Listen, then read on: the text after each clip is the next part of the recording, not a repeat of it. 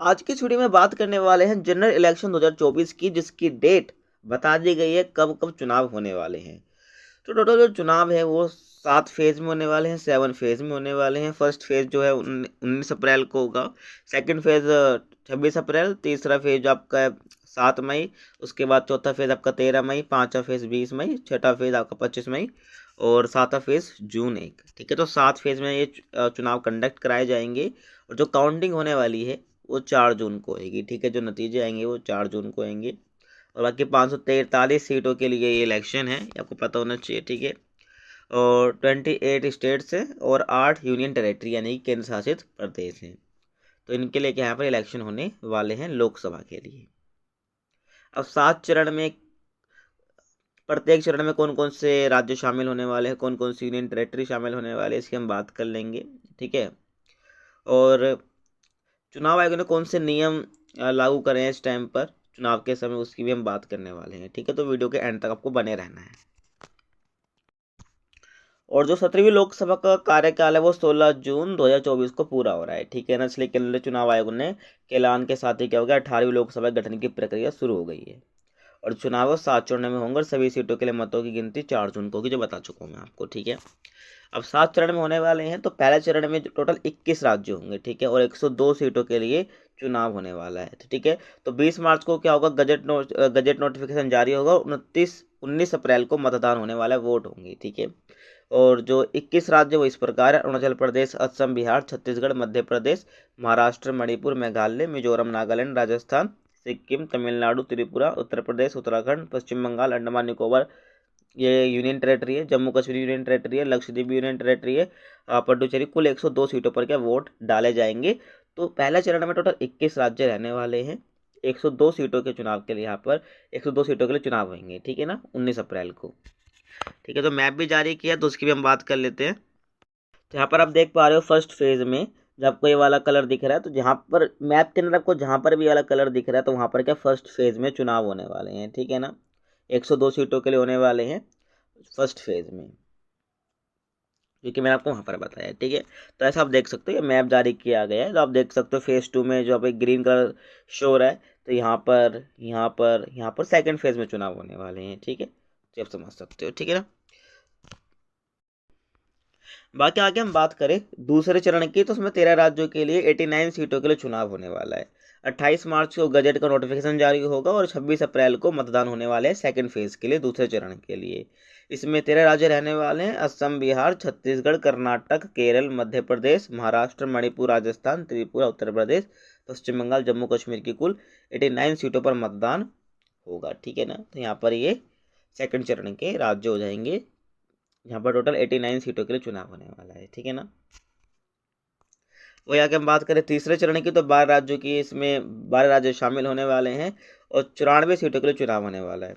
और 12 अप्रैल को गजट का नोटिफिकेशन जारी हो जाएगा और 7 मई को मतदान होगा तीसरे चरण के लिए। ठीक है, इसमें असम, बिहार, छत्तीसगढ़, गोवा, गुजरात, कर्नाटक, मध्य प्रदेश, महाराष्ट्र, उत्तर प्रदेश, पश्चिम बंगाल, दादर नगर हवेली, दमन दीव की कुल 94 सीटों पर वोट डाले जाएंगे। ठीक है, मत डाले जाएंगे, को ध्यान रखना है। ठीक है ना, और चौथे चरण की बात करें, इसमें 10 राज्य शामिल होने वाले हैं और 96 सीटों के लिए चुनाव होगा। 18 अप्रैल को नोटिफिकेशन आ जाएगा और 13 मई को मतदान होंगे। इसमें शामिल है आंध्र प्रदेश, बिहार, झारखंड, मध्य प्रदेश, महाराष्ट्र, उड़ीसा, तेलंगाना, उत्तर प्रदेश, पश्चिम बंगाल, जम्मू कश्मीर की कुल 96 सीटों के लिए वोट डाले जाएंगे। ठीक है ना, आपको मैं हर चरण की बता रहा हूँ, सबको ध्यान रख लेना है। ठीक है, आपकी जानकारी के लिए काफ़ी इंपॉर्टेंट है ये। पांचवें चरण की बात कर तो 8 राज्यों के लिए चुनाव, 8 राज्यों के लिए पांचवें चरण में 8 राज्यों के लिए चुनाव होंगे।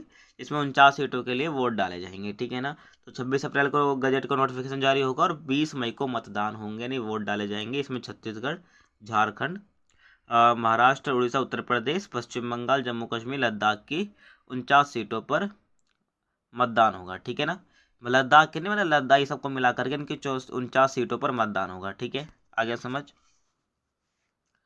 छठे चरण की बात कर ले, इसमें 7 राज्यों की 57 सीटों के लिए चुनाव होने वाला है। ठीक है, ध्यान रखना टोटल 543 सीटों के लिए चुनाव है, पूरे ऑल ओवर इंडिया की मैं बात कर रहा हूँ। ठीक है, तो ये बटे हुए हैं ना, तो हर राज्य से अलग अलग सीटें। अगर अकेले लोकसभा की बात करूँ तो उसमें 80 सीटें हैं। ठीक है, तो ऐसे कि टोटल 543 सीटें हैं तो अलग अलग राज्यों से। तो छठे चरण में 7 राज्यों के 57 सीटों के लिए चुनाव होने वाले हैं। 29 अप्रैल को गजट नोटिफिकेशन जारी होगा और 25 मई को यहाँ पर मतदान होंगे छठे चरण में, ठीक है। और इसमें बिहार, हरियाणा, झारखंड, उड़ीसा, उत्तर प्रदेश, पश्चिम बंगाल, दिल्ली और ये सब मिलाकर के कुल 57 सीटों पर मतदान होने वाला है, इन सभी को मिलाकर, ठीक है। 7 राज्य आपको ध्यान रखना है। आगे बात करूँ 7वें चरण की, तो इसमें 8 राज्यों के लिए 57 सीटों के लिए चुनाव होगा, ठीक है। 8 राज्यों की 57 सीटों के लिए चुनाव होगा 7वें चरण में। और 7 मई को गजट का नोटिफिकेशन जारी होगा और 1 जून को मतदान होगा, ठीक है। और ये लास्ट होगा और यहाँ पर फिर चुनाव खत्म हो जाएंगे। इसके बाद मतगणना होगी 4 जून को।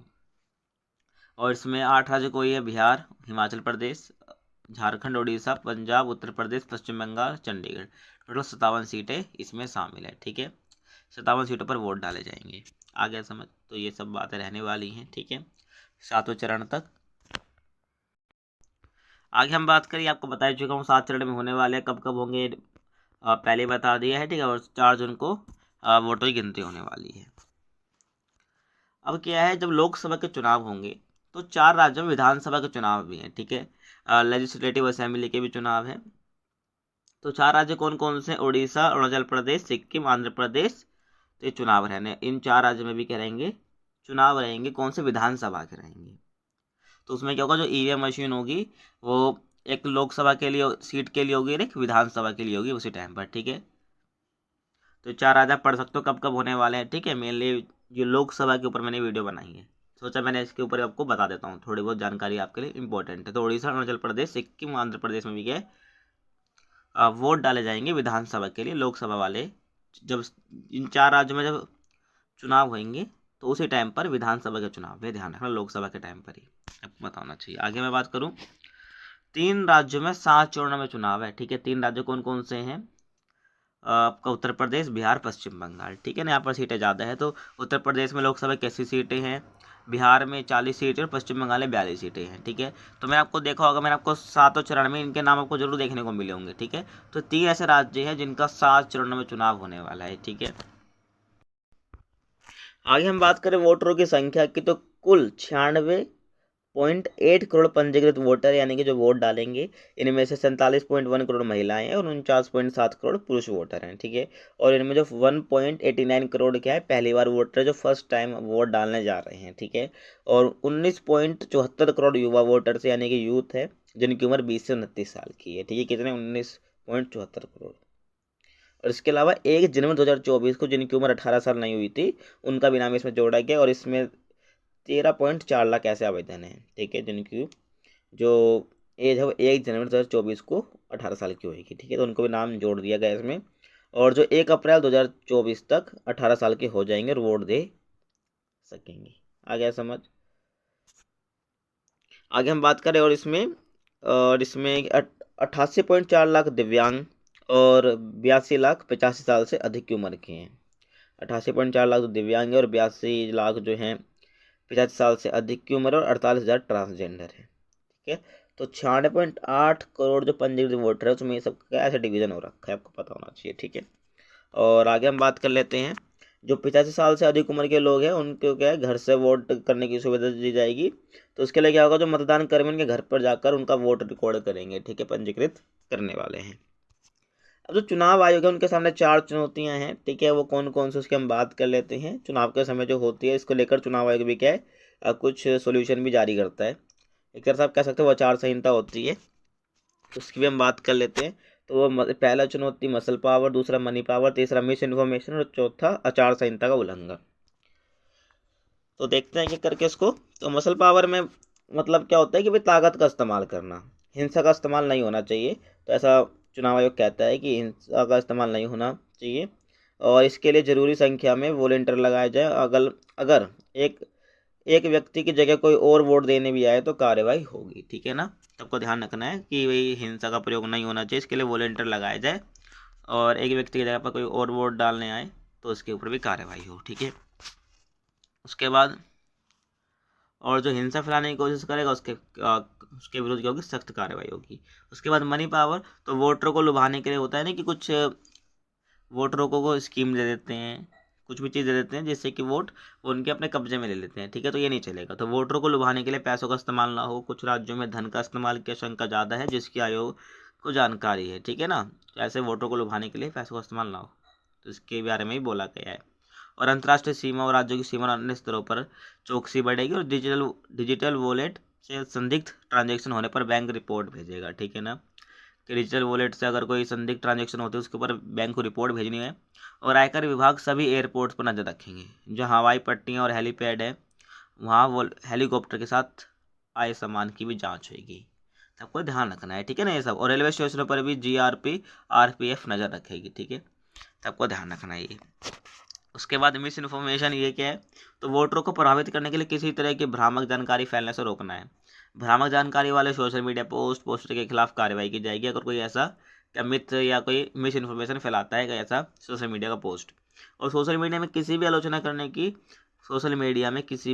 करने की पूरी आज़ादी है, मगर आप फेक न्यूज़ नहीं फैला सकते क्योंकि इससे अव्यवस्था फैलती है। यानी कि आपको सोशल मीडिया में किसी भी आलोचना की करने की पूरी जानकारी है, तो आज़ादी है, लेकिन आप उसके जरिए फेक न्यूज़ नहीं फैला सकते क्योंकि इससे अव्यवस्था सिस्टम बेकार हो जाता है, ठीक है ना। और IT एक्ट की धाराओं के तहत प्रशासन आपत्तिजनक पोस्ट को हटाने को कह सकता है। और चुनाव आयोग तथ्यों की जांच करेगा और वेबसाइट पर भ्रामक बनाम वास्तविकता बताएंगे, ठीक है। मतलब ये सिंपल सा आपको ध्यान रखना है, मिस इन्फॉर्मेशन नहीं फैलानी है किसी भी पोस्ट को लेकर, ठीक है। आप आलोचना कर सकते हैं लेकिन उसकी जांच होने के बाद अगर वो भ्रामक निकलती है यानी कि मिस इन्फॉर्मेशन निकलती है तो आपके ऊपर कार्रवाई होगी और पोस्ट हट जाएगी वो। उसके बाद आचार संहिता का अगर उल्लंघन होता है, ठीक है, कुछ कानून बना के रखता है चुनाव के लिए, चुनाव के टाइम पे चुनाव आयोग, अगर उसका उल्लंघन होता है तो उसके लिए आपके ऊपर कार्रवाई की जाती है, ठीक है ना। तो चुनाव मुद्दे पर आधारित होने चाहिए, यानी कि ना कि विभाजन पैदा करने वाले निजी जीवन पर हमले ना हो, धार्मिक और नफरत वाले भाषण नहीं होने चाहिए। यानी जो भाषण है वो चुनावी मुद्दे पर होने चाहिए, न कि विभाजन पैदा करने वाले, लोगों के बीच में फूट डालने वाले या किसी के निजी जीवन पर हमले करने वाले ऐसे भाषण नहीं होने चाहिए। और धार्मिक और नफरत फैलाने वाले ऐसे भाषण नहीं होने चाहिए। और समाचार की तरह पेश किए गए विज्ञापन नहीं चलेंगे, यानी कि कोई विज्ञापन अपना पार्टी निकाल देती है समाचार में तो ऐसा नहीं चलेगा। और बच्चों का इस्तेमाल चुनाव में ना किया जाए, विकलांग लोगों के प्रति अपशब्द ना बोले जाए, ठीक है। तो ये बोला गया आचार संहिता का उल्लंघन होगा, ये सब करा जाएगा। तो आगे समझ। बाकी ये थी आज की वीडियो। आपको वीडियो कैसी लगी कमेंट में बता सकते हैं। बाकी मिलते हैं आपसे अगली वीडियो में, तब तक के लिए कीप वॉचिंग।